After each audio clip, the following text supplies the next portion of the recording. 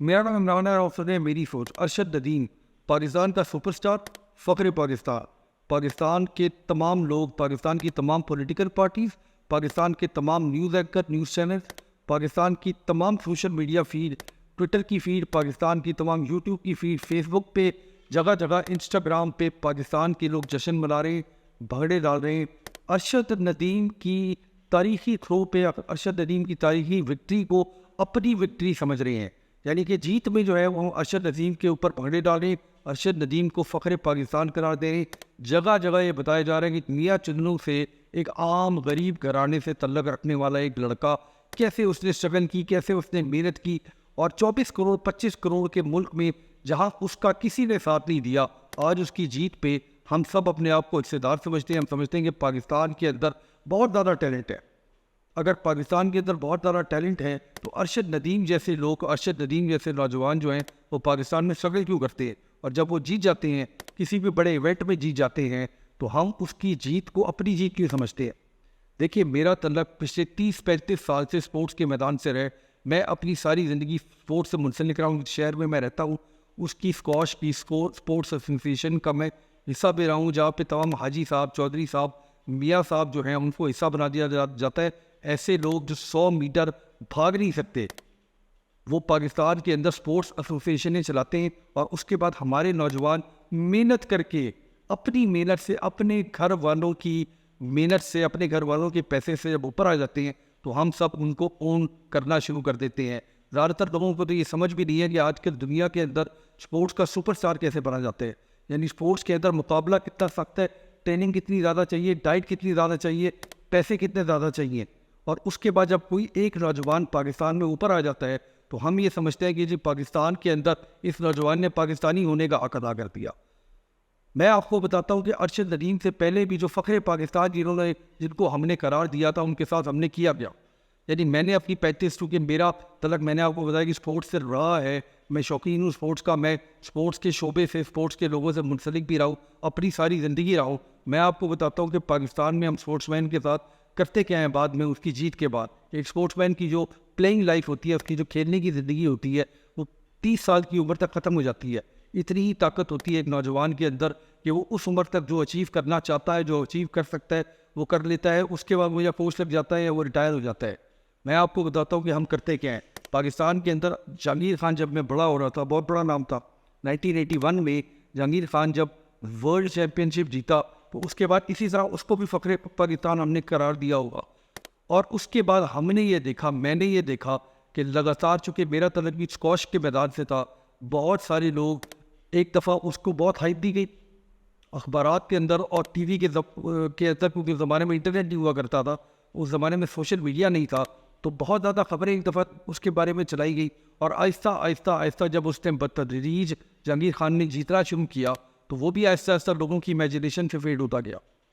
اس کے بعد جہانشیر خان آ گیا 1987 میں، اور جہانگیر اور جہانشیر خان جس علاقے سے KPK کے ان کا تعلق تھا، وہاں پہ پچھلے 10 سال میں پہلی دفعہ وہاں پہ اسکواش کورٹ بنے، جہاں پہ نوجوان لوگ جو اس علاقے کے ہیں وہ اسکواش کھیل سکیں۔ یہ ہمارا کام ہے کہ ہم اپنے بچوں کو، ہم اپنے نوجوانوں کو جو کھیل کے میدان میں ترقی کرنا چاہتے ہیں، اس قسم کی فیسلٹیز دیتے ہیں کہ ہمارے ہاں یہ جو اور بچے ہوتے ہیں جو اسکواش کھیلتے ہیں، جو مختلف اسپورٹس کھیلتے ہیں، یہ کون لوگ ہوتے ہیں؟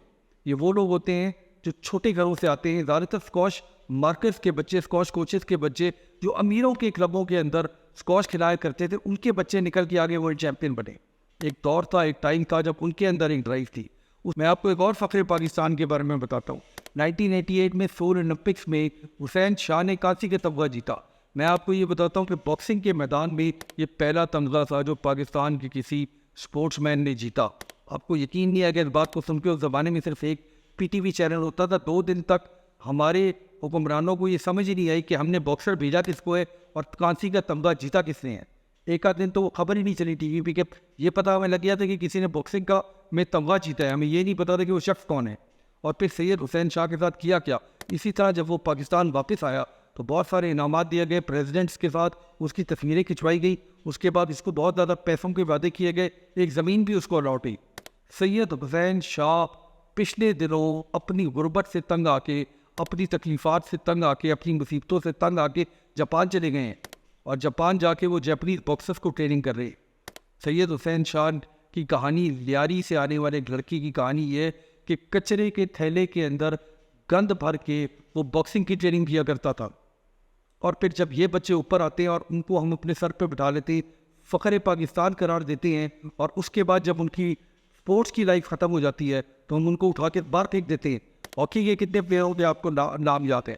ہاکی کے اندر پاکستان نے رول کیا، ہاکی پاکستان کا قومی کھیل ہے۔ کتنے کھلاڑیوں کے نام ہم لوگوں کو یاد ہے جنہوں نے پاکستان کے اندر اولمپکس کے اندر میڈل حاصل کیے؟ کلیم اللہ، سمیع اللہ، اصلاح الدین، شہباز سینئر، حسن صفدار، سہیل عباس، نام پتہ ہے ہمارے نوجوانوں کو؟ آج دنیا کی ہاکی کے میدان میں ٹاپ کے پلیئرز تھے۔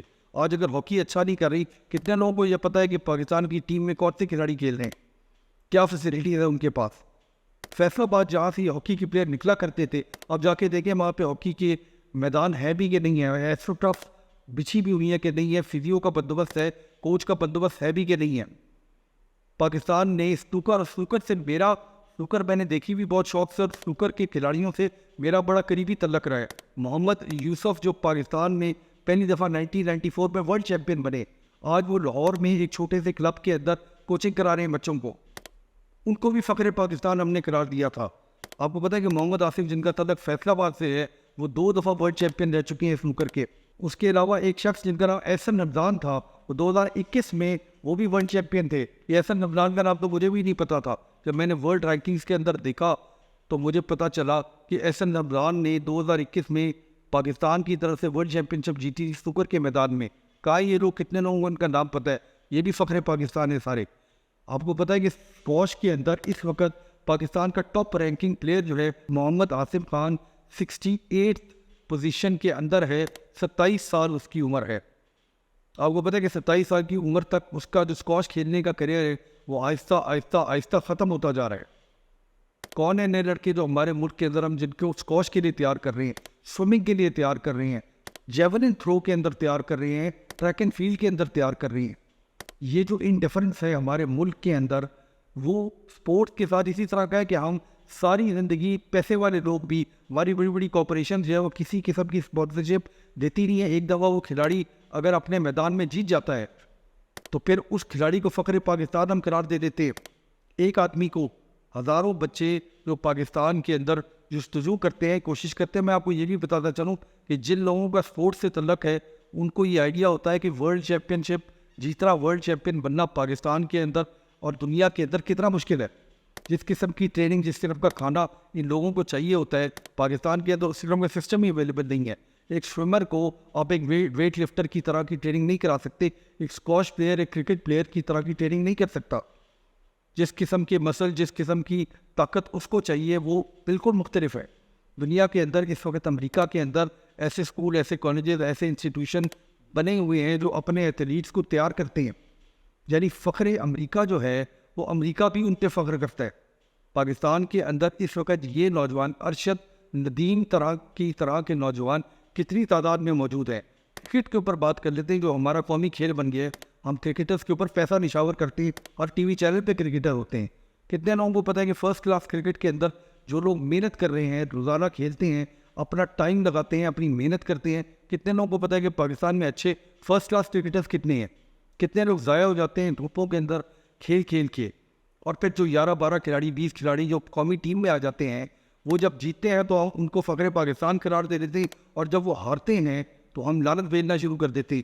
ہمارا کیا کنٹریبیوشن ہے ان کھیل کے اندر، ہماری کیا کنٹریبیوشن ہے ان کی ترقی کے اندر، ان کی جیت کے اندر؟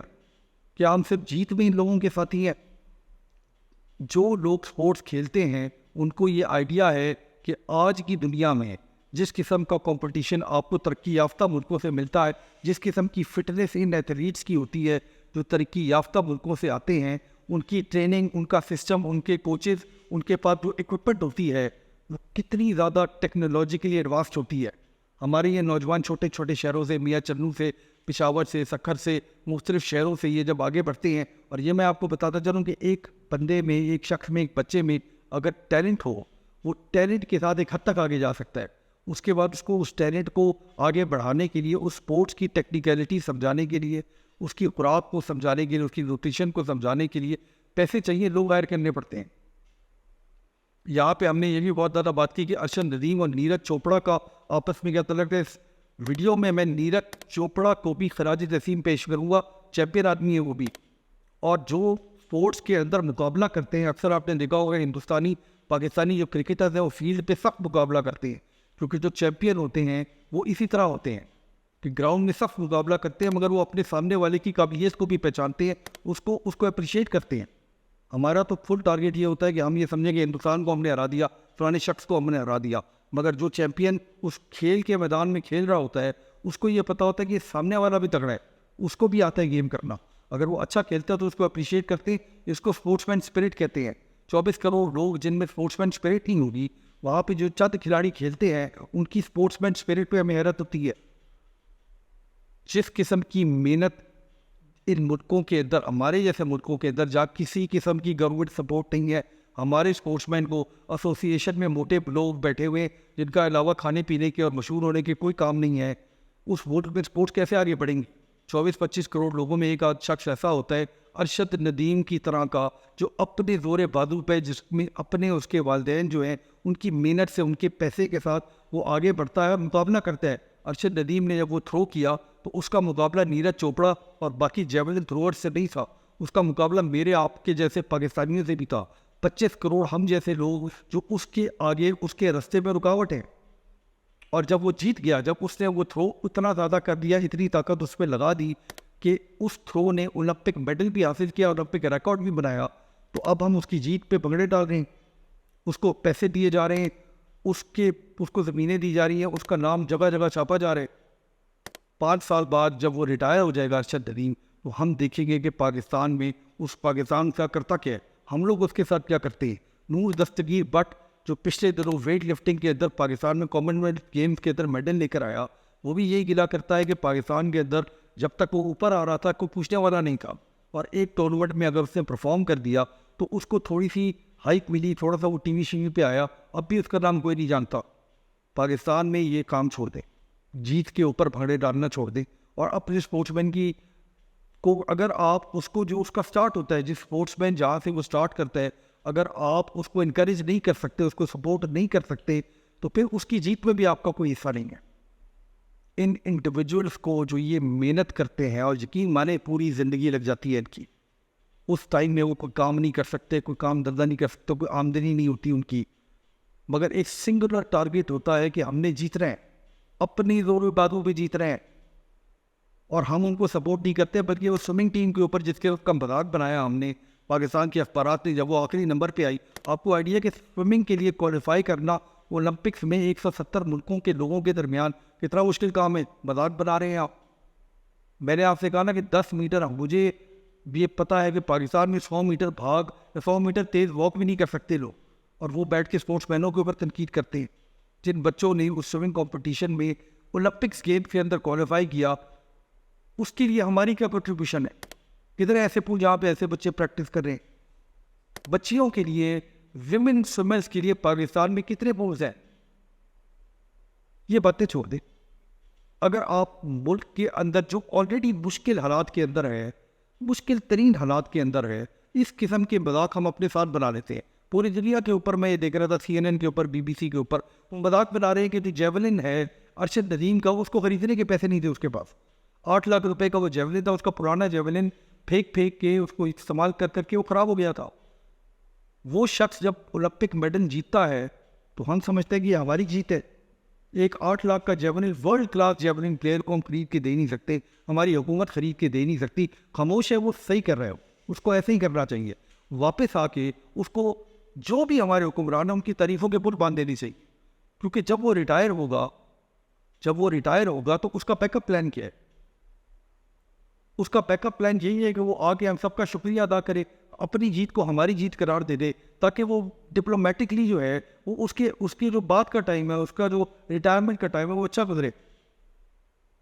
یہ اس طرح کا مذاق اپنے سے بھی کرنا چھوڑ دیں, اور پاکستان کے اسپورٹس مین کی انکریجمنٹ کریں.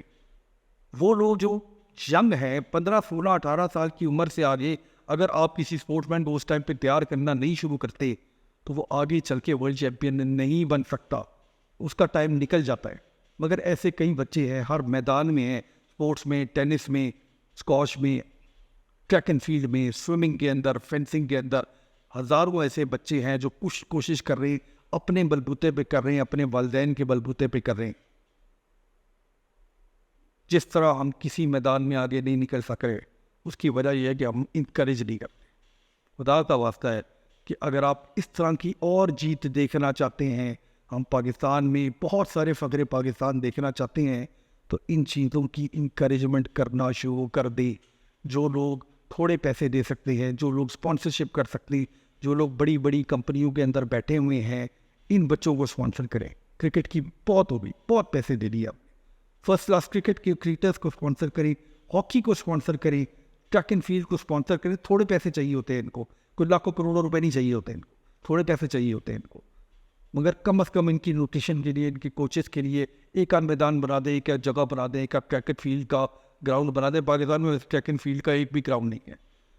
اچھے سوئمنگ پول 2-4 بڑے شہروں میں بنا دیں، بچوں کے لیے سوئمنگ پول بنا دیں. اگر آپ یہ نہیں کر سکتے تو فخر پاکستان آپ لوگ کسی کو قرار نہیں دے سکتے. وہ فخر ضرور ہے، وہ اپنے لیے فخر ہے، اپنی فیملی کے لیے فخر ہے، مگر پاکستانی جو ہیں اس کی جیت میں انتظار نہیں. بہت شکریہ.